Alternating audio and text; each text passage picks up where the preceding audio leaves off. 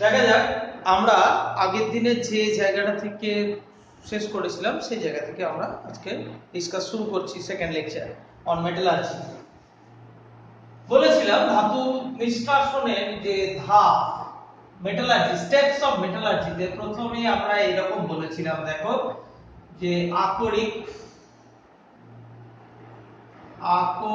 প্রথম পেতে হবে। সেই আকরিককে প্রথম করেছিলাম আমরা চূর্ণীকরণ। এ হচ্ছে পেয়েছিলাম আমরা চূর্ণীকৃত আকরিক।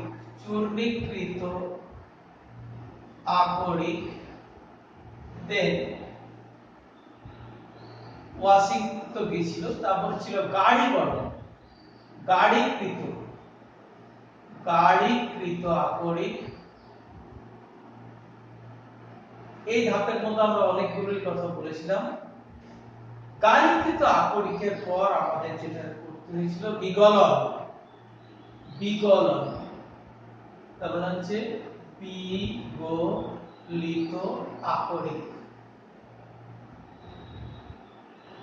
এরপর আমাদের বলেছিলাম এরপরে ধাপ হচ্ছে বিজারণ। এইটাই সবচাইতে ইম্পর্টেন্ট ধাপ। তাহলে আজ আমরা এইখান থেকে শুরু করব। আমরা জাস্ট আগের লেকচারে বলেছিলাম যে বিজারণ, ধাতু নিষ্কাশনে ধাতু নিষ্কাশন মানে হচ্ছে বিজারণ। এখন এই বিজারণ ক রকমের হয়, কি হয় না হয় সেই এক্সাম্পল। তাহলে ধাতু নিষ্কাশনে যে বিজারণ প্রক্রিয়া সেটা 4 ধরনের হয়। বিজারণ 4 ধরনের। কি কি? এক নাম্বার হচ্ছে কার্বন বিজারণ।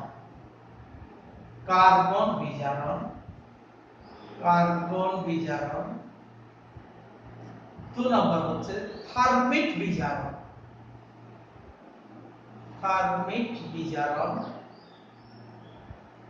3 নাম্বার হচ্ছে শত বিজারণ। আর শেষ 4 নাম্বার হচ্ছে তড়িৎ বিজারণ। এই 4 ধরনের বিজারণ প্রক্রিয়া দেখা। তাহলে প্রথম আমাদেরকে এক্ষেত্রে বাই ডেফিনেশন অনুযায়ী দেখতে হবে এবং তার एग्जांपल আমাদেরকে দেখতে হবে। কাকে বলা হচ্ছে ধাতু নিষ্কাশন প্রক্রিয়ায় ইন মেটালার্জি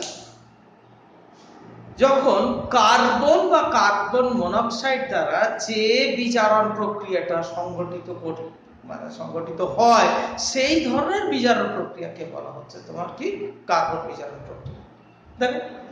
দেখো যেমন एग्जांपल, যেমন ধরো আগের দিনই তোমাদেরকে দেখিয়েছি Fe2O3 তার সঙ্গে কার্বন এটা যদি দাও তাহলে এটা হবে 2Fe plus 3CO ন্যাচারালি এটা 3C।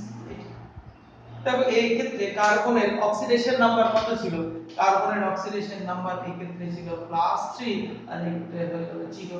তাহলে এটা বিজারণ হয়েছে। এই ক্ষেত্রে বিজারক পদার্থ হিসাবে ছিল কার্বন, কারণ এটা 0 আর এটা হয়ে গেছে +2। তাহলে এখান থেকে এটা যে বিজারণ, তাহলে আমরা অ্যাকচুয়ালি এইটা মানে কি হঠাৎ এইটা নিলাম কেন? এটা হলো হেমাটাইট। তাহলে হেমাটাইট থেকে কার্বন যোগ করে এর সঙ্গে বিক্রিয়া করি, এটা তাপ লাগে, অবশ্যই তাপ লাগে।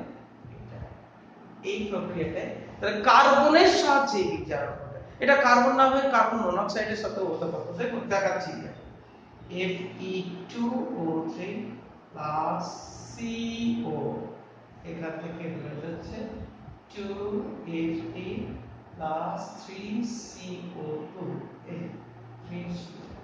তাহলে দেখো এক্ষেত্রে এই যে Fe2O3 মানে এক্ষেত্রে +3 ছিল, এক্ষেত্রে 0 হয়ে যায়। এই জায়গাতে বিজারক হিসেবে কাজ করেছে কার্বন, আর এই বিক্রিয়াটাতে বিজারক হিসেবে কাজ করেছে কার্বন মনোক্সাইড। তাহলে যে বিজারণ প্রক্রিয়ায় কার্বন বা কার্বন মনোক্সাইড বিজারক হিসেবে কাজ করে, তাই সেই রকম বিজারণ প্রক্রিয়াকেই বলা হচ্ছে তোমার কি থার্মিক বিজারণ। তোমাদের যে সিলেবাসে যে 4টি মেটালের কথা বলা আছে তার মধ্যে আয়রন, এটাকে আয়রনকে নিষ্কাশন করা হয় থার্মিক কার্বন বিজারণের সাহায্যে। জিঙ্ক আছে, জিঙ্কও কার্বন বিজারণের সাহায্য করে। তাহলে তুমি বলবে যে এই দুটো एग्जांपल আপনি বলে দিলেন, এর কি কোনো জেনারেল রুল নেই? হ্যাঁ অবশ্যই আছে, আমি দেখাচ্ছি, বলছি। দেখো তড়িৎ রাসায়নিক শ্রেণী, বারবার আবার ফিরে ফিরে আসছে সেই কথা। তড়িৎ রাসায়নিক শ্রেণী মানে হচ্ছে লি খণ্ডিত রূপ, বারবার বলছে না, লি কে কা না মা এ জি ফে নি টি লে হা কপার সিলভার গোল্ড, তাই তো? তড়িৎ রাসায়নিক শ্রেণীতে দেখো এই একদম উপরের দিকে গুলো নয়, এই জায়গাগুলো এই দেখো সাধারণত এইরকম ধাতুগুলো কে সাধারণত কার্বন বিজারণের সাহায্যে করা হয়। ঠিক আছে? এই জিঙ্ক মানে জাস্ট হাইড্রোজেনের একটু উপরে দিকে, একদম উপরের দিকে গুলো করা যায় না। আর প্রশ্ন হচ্ছে কেন করা যায় না, তাই তো? আমি আরো একটা एग्जांपल কার্বন বিজারণের অ্যানাদার एग्जांपलের কথা বলে দিচ্ছি। দেখো জিঙ্কের আকরিক শব্দ হচ্ছে জিঙ্ক ব্লেন্ড, জেডএনএস, এটা জিঙ্কের প্রধান আকরিক, জিঙ্ক ব্লেন্ড। এখান থেকে বা ক্যালামাইনও আছে, তো জিঙ্ক ব্লেন্ডটাই মেইন। তা এই ক্ষেত্রে প্রথমে অক্সিজেনে, বায়ুর অক্সিজেনে তাপ দেওয়া হয়, এই প্রক্রিয়াটার নাম হচ্ছে তোমার তাপজারণ। ওই যে আগে থেকে বলেছিলাম আমরা গাড়িকরণ প্রক্রিয়ার মধ্যে, তাহলে তাপজারণ, এই যে এটা তাপ দিলে এই জায়গাটা তাপজারণ, এটা করলে এই SO2 গ্যাস বেরিয়ে চলে যায়, এই ক্ষেত্রে হয়ে যায় তোমার ZnO, জিঙ্ক অক্সাইড হয়। এবার এই যে জিঙ্ক অক্সাইড পেলাম, এই জিঙ্ক অক্সাইডকে কার্বন সহযোগে কোক চূর্ণ মানে অ্যান্থ্রাসাইড কয়লা, এই কোক চূর্ণ সহযোগে যদি উত্তপ্ত করা হয় তাহলে Zn উৎপন্ন হয়ে যায়। ঠিক আছে? Plus CO।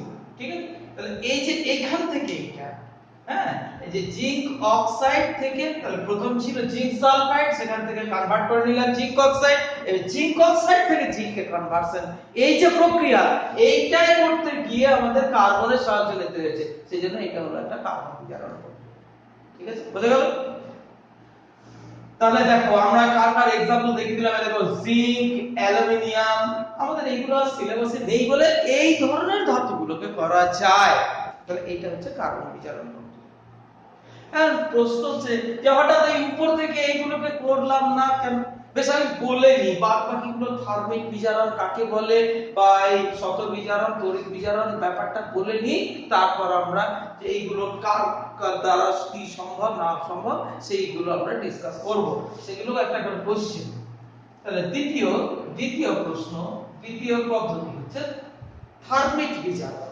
থার্মিক বিজারণ এটা বুঝতে গেলে আমি বলি ধাতুর দ্বারা, আমি এটা রবীন্দ্রনাথ ঠাকুরের 2 বিঘা জমি যে एग्जांपल মানে শুনেছো তো তোমরা, সেই শুধু বিঘে 2 ছিল মোর ভুঁই, বাকি সব গেছে ঋণে, বাবু বললেন বুঝেছো উপেন, ও জমি লইব কিনে। বাকি গল্পটা তোমরা জানো। উপেনের 2 বিঘে জমি ছিল, উপেন সেটা দিতে চায়নি, কিন্তু বাবুর ইচ্ছা হয়েছিল উপেন নেবে। এই যে সেক্ষেত্রে উপেনের কিছু করার নেই। তাহলে বাবু সর্বদা কোথায় থাকে? উপরে থাকে।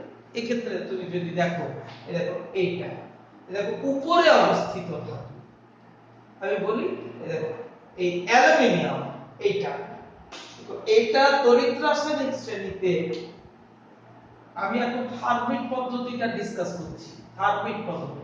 তাহলে উপরে অবস্থিত কোন ধাতু, তার নিচে অবস্থিত ধাতব লবণ, এই দেখো এটা হচ্ছে ধাতব অক্সাইড Fe2O3, এটা ছিল উপেন আর তার জমি, এই জমিটাকে নেবার ইচ্ছা হয়েছিল কার? বাবুর। দেখো Al, তাহলে দিচ্ছি আমরা 2Al দিয়েছি, এটাকে হিট করেছি, Al2O3 হয়ে গেছে প্লাস 2Fe, দেখো একটা বিজারণ প্রক্রিয়া হয়ে গেল। তাহলে নীতিটা কি হলো? তড়িৎ রাসায়নিক শ্রেণীতে উপরে অবস্থিত কোন ধাতু তার নিচে অবস্থিত ধাতব অক্সাইড থেকে দ্বিতীয়ত ধাতুটাকে, আবার আমি রিপিট করে বলছি, তড়িৎ রাসায়নিক শ্রেণীতে উপরে অবস্থিত কোন ধাতু তার নিচে অবস্থিত কোন ধাতব অক্সাইড থেকে দ্বিতীয়ত ধাতু মানে এটাকে প্রতিস্থাপন করা মানে কি, ওকে সরিয়ে দেওয়া, মানে এইটা এই জায়গাতে ঢুকে যাওয়া, এটাকে তাই করতে পারে। এই নীতির উপর ভিত্তি করে যে বিজারণ প্রক্রিয়া সংগঠিত হয় তাকেই বলা হচ্ছে তোমার কি থার্মিক বিজারণ। দেখা যাক কেমন কি হচ্ছে, এটা বিজারণ কিনা আগে দেখো। দেখো এই জারণ সংখ্যা কত ছিল, এই জারণ সংখ্যা ছিল 0, এই জারণ সংখ্যা হয়ে গেল +3। আচ্ছা এইটা দেখো, এটা দেখো, এটা ছিল +3, এটা হলো 0, তাহলে জারণ সংখ্যা কমে যাওয়া, এইটা এখান থেকে Fe2O3 থেকে Fe হয়েছে, মানে এটা হলো একটা বিজারণ প্রক্রিয়া।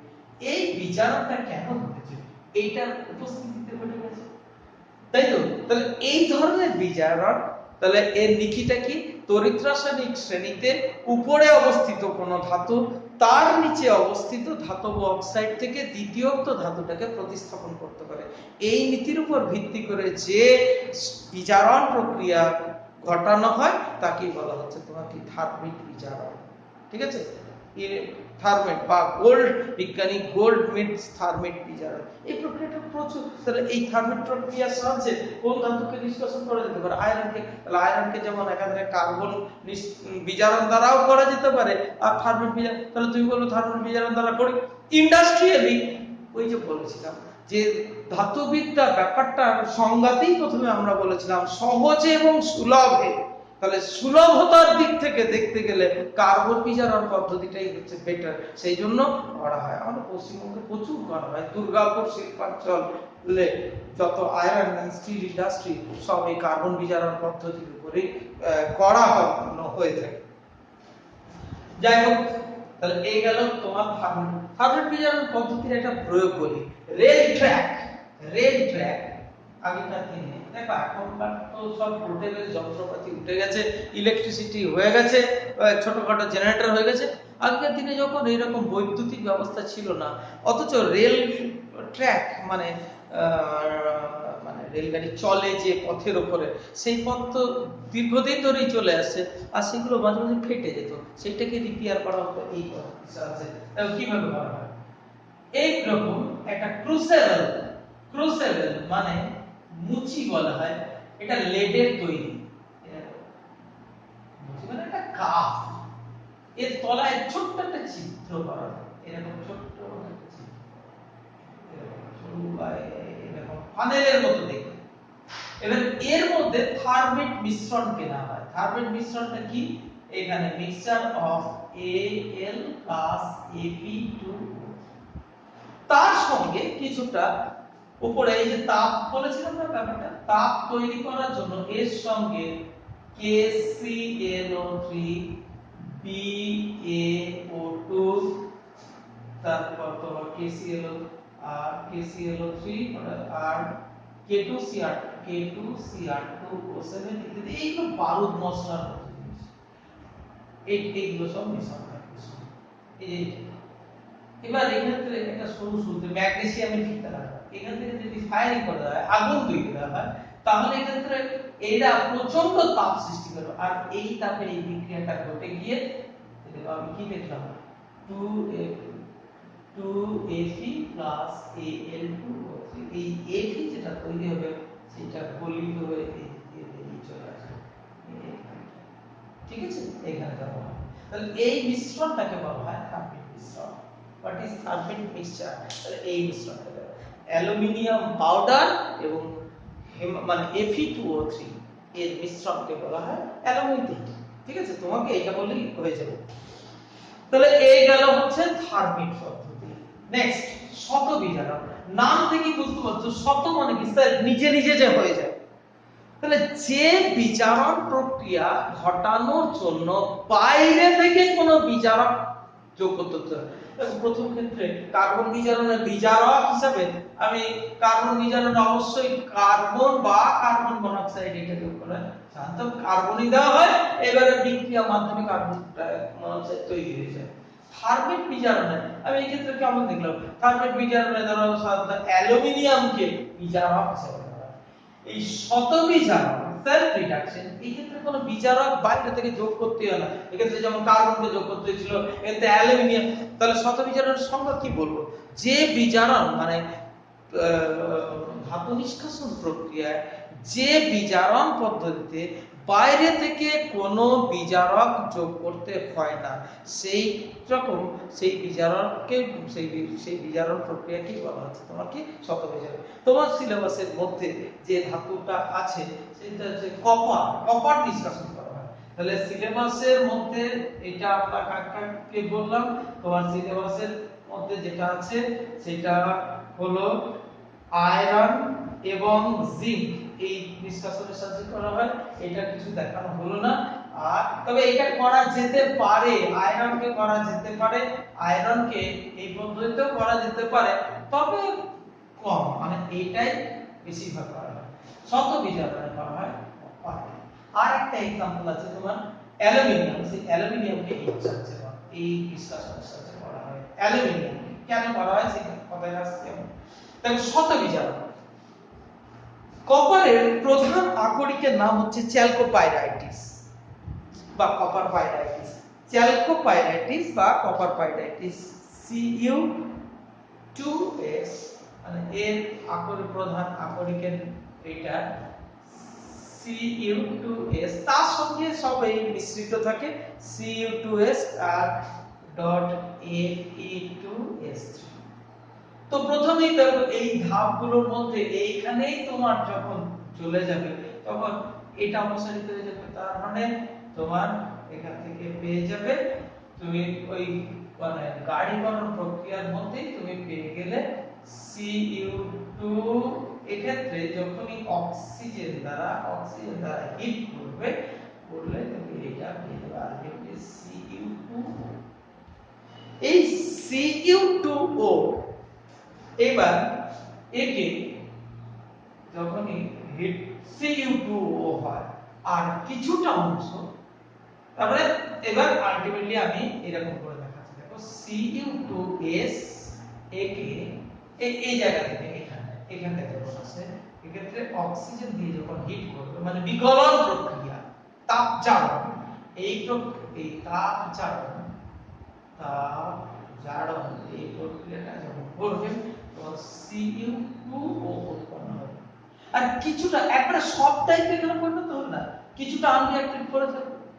পরের ধাপে এই দুটো মিলিয়ে মানে এই বিক্রিয়া মাধ্যমে চ্যালকোপাইরাইটিসে Cu2S অক্সিজেনের সঙ্গে বিক্রিয়া করে Cu2O উৎপন্ন হয় এবং সেই উৎপন্ন Cu2O অবিকৃত Cu2S, তাহলে পরের লাইনটা দেখছি দেখো Cu2O এটা প্লাস Cu2S, দেখো এটা দুই হয়ে যায়, নিয়ে তৈরি হয়ে যায় 6Cu প্লাস SO2।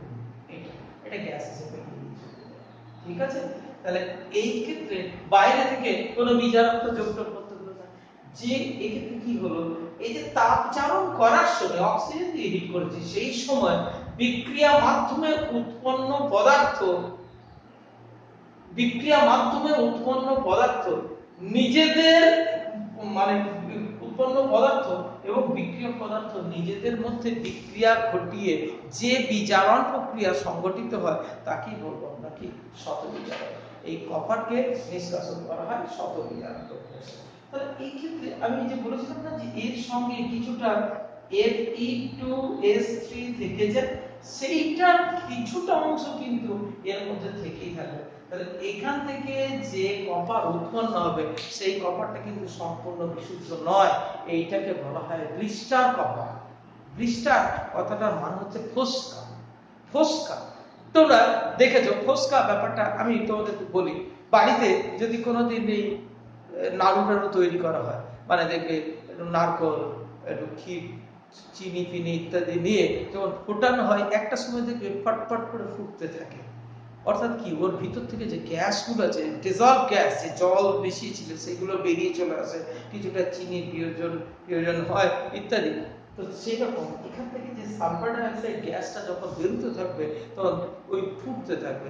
এটা যখন ঠান্ডা হয় তো ঠান্ডা হয়ে কঠিনীভূত হয়ে যায়, এই কপারটা শত বিজারণ হয়ে যেটা উৎপন্ন হয় তার গায়ে ফোস্কা মতো দাগ থেকে যায়। এই ফোস্কা মতো দাগ থাকা, ফোস্কার ক্ষত চিহ্ন থাকা কপারকে বলা হচ্ছে তোমার কি ব্লিস্টার কপার। ঠিক আছে, বোঝা গেল? তাহলে এই বললো গিয়ে তোমার শতবিজারণ। এবার শতবিজারণের পর আসছে তোমার কি তড়িৎ বিজারণ। এবার তড়িতের সাহায্যে যে বিজারণ সংঘটিত হয়, এটা ডিসকাস করার আগে আমি তাহলে এই ক্ষেত্রে একটা কোশ্চেন দিয়েছিল, সেটা এখন ডিসকাস করি। তাহলে তুমি বলবে কি এই অ্যালুমিনিয়ামকে কেন, তাহলে আমরা মোটামুটি একটু এবার শ্রেণী বিন্যস্ত করে দিই। দেখো আমরা বলেছিলাম কি যে এইখান থেকে এইটা এই পর্যন্ত এই ধাতুগুলো সাধারণত তড়িৎ বিজারণ দ্বারা করা হয়। পরেরটা আমরা বলছি দেখো এখান থেকে এইগুলো মোটামুটি কার্বন বিজারণ, এইগুলো এই শত বিজারণ করা হয়। ঠিক আছে, আর থার্মিক বিজারণ, ওই থার্মিক বিজারণ একটু ওই ওভারল্যাপিং মতো এই এইগুলো সব কিছুটা।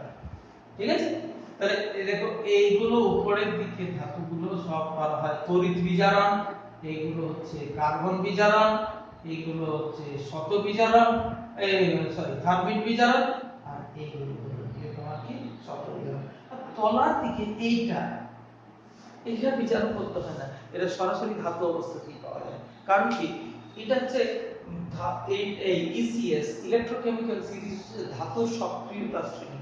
ধাতুর সক্রিয়তা তড়িৎ রাসায়নিক শ্রেণীতে নিচের দিকে অবস্থিত ধাতুগুলো সক্রিয় নয় তড়িৎ রাসায়নিক শ্রেণীতে। তাহলে এইগুলোকে, এটাও আবার একটা প্রশ্ন করে যে এই উপরের দিকে ধাতুগুলো কোনোদিন মানে তুমি কোনোদিন মাটির নিচ থেকে লিথিয়াম, পটাশিয়াম, ক্যালসিয়াম, সোডিয়াম একে ধাতু হিসেবে পাবে না, কিন্তু তুমি সোনাকে ধাতু হিসেবে পেতে পারো। তুমি জানো তো কয়লার মধ্যে ছোট সোনা গুলো ওই কলয়েডীয় অবস্থায় থেকে থাকে, বুঝতে পারছো? কিন্তু তাই বল এই ম্যাক্সিমাম সিলভার, গোল্ড ইত্যাদি এইগুলো পাওয়া যায়। আর পাবো কি এই সক্রিয়তা সাইন, এগুলো হচ্ছে ধাতুর অ্যাক্টিভিটি সিরিজ, উপর থেকে যত নামবে অ্যাক্টিভিটি তত ধীরে ধীরে ধীরে ধীরে কমতে থাকে, তাই তো? বেশ, তাহলে এই গেল হচ্ছে।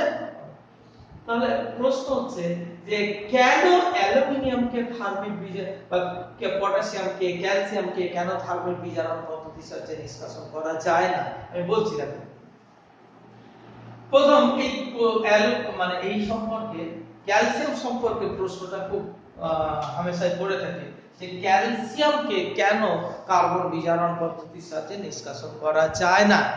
তো উত্তরে বলি দেখো ক্যালসিয়াম Ca, হ্যাঁ ক্যালসিয়াম অক্সাইড, মানে তুমি ক্যালসিয়াম কার্বনেট তো হামেশাই পাওয়া যায়। দেখো আমি বলছি মার্বেল পাথর CaCO3, ঠিক আছে, এটা খুব প্রযোজ্য। লাইমস্টোন, ক্যালসাইট ইত্যাদি সব বলা হয় একে। তাহলে একে যখনই তাপ দেওয়া হবে, মানে এই যে কার্বনেট আকরিকের ক্ষেত্রে আমি আগের দিন বলেছিলাম যে এই স্তরে এটাকে বলা হয় ভস্মীকরণ করলে, তাপ দিলে এটা আলটিমেটলি ক্যালসিয়াম অক্সাইডে পরিণত হবে। এবার তুমি যদি কার্বন দিয়ে তাপ দাও, তাহলে তুমি তো বলবে Ca+CO, এই প্রক্রিয়াটা আছে কেন? কিন্তু এই প্রক্রিয়াটা হয় না, করা যায় না। তাহলে এটাই তো প্রশ্ন যে ক্যালসিয়াম ধাতুকে কেন কার্বন বিজারণ পদ্ধতির সাহায্যে নিষ্কাশন করা যায় না?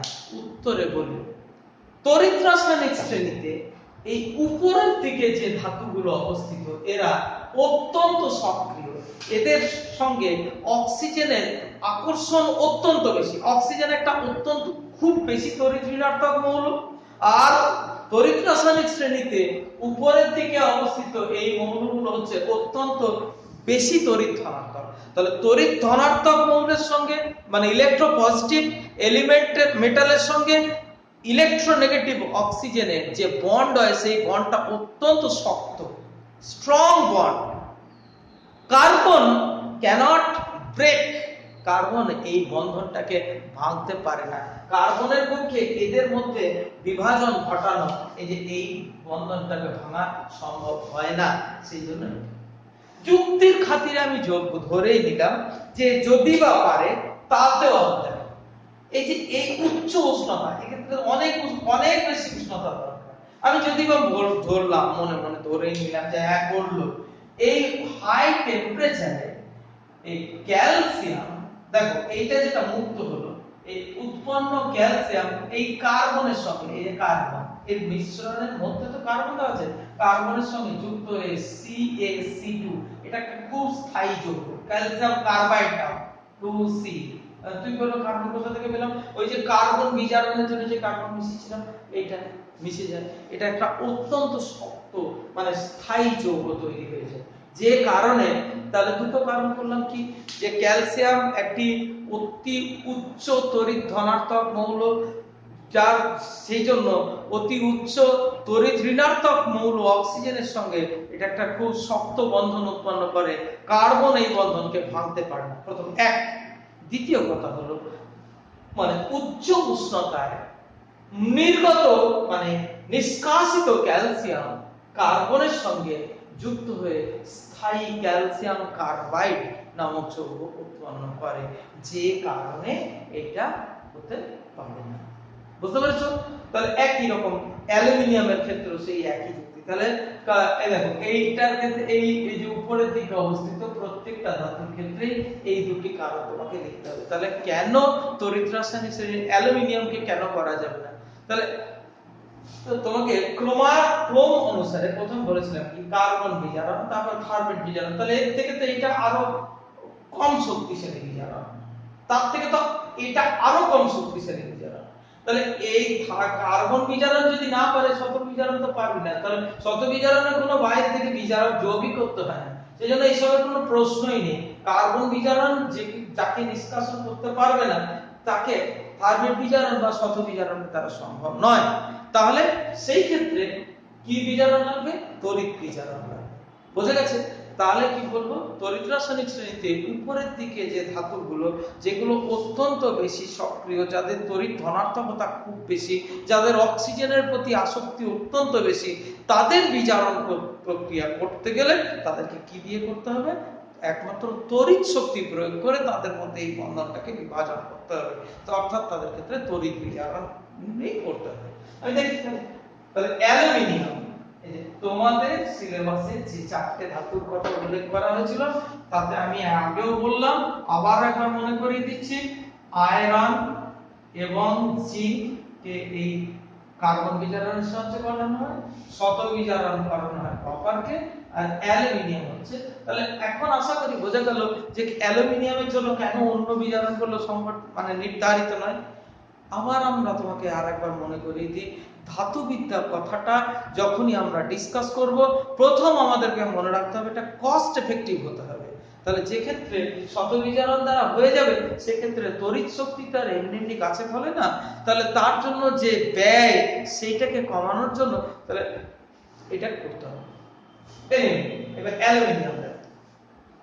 অ্যালুমিনিয়ামের আকরিক আমরা কি বলেছিলাম? অ্যালুমিনিয়ামের আমি এইটা দেখাচ্ছি, অ্যালুমিনিয়ামের আকরিক হচ্ছে Al2O3, বক্সাইট। বক্সাইটের সঙ্গে আরো অনেক কিছু থাকে, এর সঙ্গে আমি বলেছিলাম তোমাদেরকে, এর সঙ্গে থাকে Fe2O3, থাকে PiO2, থাকে SiO2, থাকে জল ইত্যাদি, এই সব মিলিয়ে এইটা হচ্ছে বক্সাইটের পুরো একটা প্রবাবল কম্পোজিশন।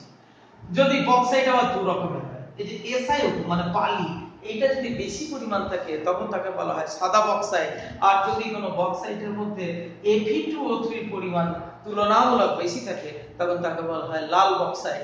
এটাকে এই যে গাঢ়ীকরণ, প্রথমে তাহলে বক্সাইট না হলো, তাহলে চূর্ণ করে দেওয়া হলো, ধৌত করা হলো, এবার গাঢ়ীকরণের সঙ্গে লিচিং এই পদ্ধতিটা ফলো করা হয়, মানে রাসায়নিক পদ্ধতি। একে বায়ার পদ্ধতি বলে একটি পদ্ধতি আছে, সেই ক্ষেত্রে মানে 14% একে করতে হয় কি 14% NaOH দ্রবণ, এটা সহযোগে 8 মানে 150 lb পাউন্ড চাপ, এত চাপে, ঠিক আছে, আচ্ছা সরি 80 পাউন্ড চাপ 150 ডিগ্রি সেলসিয়াস টেম্পারেচারে 8 থেকে 10 ঘন্টা ধরে এটা অটোক্লেভ নামক যন্ত্রে, অটোক্লেভ একটা অটোক্লেভ মানে অনেকটা প্রেসার কুকারের মতো চলতো, যেক্ষেত্রে মানে কি কি নিয়ন্ত্রণ করা যায়, দেখো এইটা এবং এইটা নিয়ন্ত্রণ করা যায়। তাহলে বক্সাইট চূর্ণকে সঙ্গে 14% NaOH দ্রবণ দিয়ে 80 পাউন্ড চাপে 150 ডিগ্রি সেলসিয়াস উষ্ণতায় 8 থেকে 10 ঘন্টা ধরে ফোটানো হয়। ফোটালে পরে আমরা সেখান থেকে পেয়ে যাই প্রথমে AlOH3, এসব অনেকগুলো বিক্রিয়া আছে, যাকে আবার এইটাকে নিয়ে 1100 ডিগ্রি সেলসিয়াস উষ্ণতায় উত্তপ্ত করলে বিশুদ্ধ Al2O3। এই প্রক্রিয়াটা তোমাদের বইয়ে দেওয়া থাকবে না। এখান থেকে এই পর্যন্ত এখান থেকে এই পর্যন্ত এই প্রক্রিয়াটার নাম হচ্ছে গিয়ে তোমার লিচিং, ঠিক আছে। এবার একে তড়িৎ শক্তির সাহায্যে ইলেকট্রিসিটি, তড়িৎ বিজারণ, এইটা তড়িৎ শক্তির সাহায্যে বিজারণ করলে পরে আমাদের অ্যাকচুয়ালি Al উৎপন্ন হয়। তাহলে এইটা হচ্ছে তড়িৎ বিজারণ। দেখো তড়িৎ বিজারণ কিভাবে করা হয় দেখাচ্ছি, দেখো তড়িৎ বিজারণ কিভাবে আমরা করব। দেখো Al2O3, এখানে Al2O3 যার মেল্টিং পয়েন্ট গলনাঙ্ক হচ্ছে 2050 ডিগ্রি সেলসিয়াস, কিন্তু এর সঙ্গে ক্রায়োলাইট এবং ফ্লোরস্পার মিক্সড যদি করা হয়, ক্রায়োলাইট এবং ক্রায়োলাইট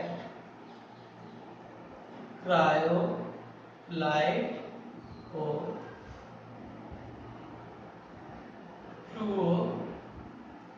ফ্লোরস্পার এটা যোগ করলে কত ডিগ্রি, 950 ডিগ্রি Al2O3 এটা গলিত অবস্থায় চলে আসে, এটা গলিত Al2O3 এবং এইটা তখন আর 2050 না, এইটা দিলে পরে এই 950 ডিগ্রি সেলসিয়াস তাহলে গলে যাবে।